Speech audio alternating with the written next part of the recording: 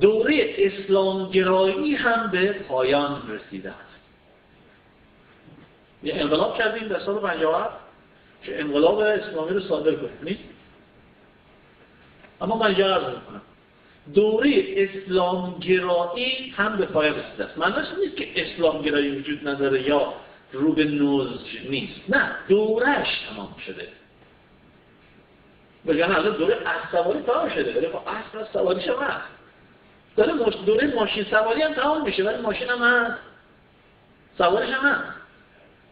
معناش این هستش که بشر داره، یعنی معنی دوره اسلام گرایی تمام شده ببینید اشتباه برداشت نشه، معناش اینه که روند توسعه در دنیا به این سمت داره میره که این آینده اندالدین اندالله الاسلام، این هیچ تعدیل توش نیست. اما روند تحولات این نیست که بشریت مسلمان بشود تا به حقانیت برسد. این دوره رو به پایان است، تمام نشده، در رو به پایان است. بشر سرعتش بالا رفته، فهمش چیز شده، به یک حقایقی میرسه که اون رو لازم نیست دیگه از دوره پوسته اسلام طی کنه.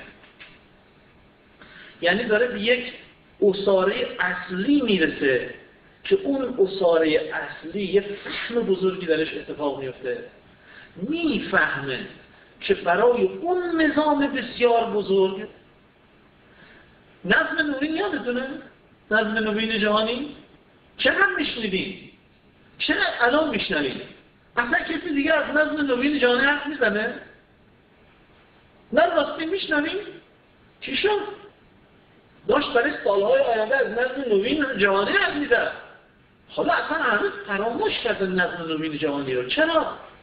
برای اینکه تحولات اونقدر سریعه که اصلا دیگه نمیکشه بفهمه چه اتفاقی میفته.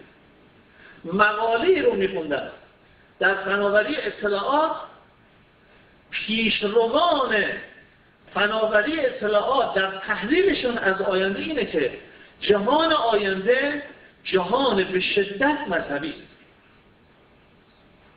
در حالی که 100 سال چیز دیگه میگفتن.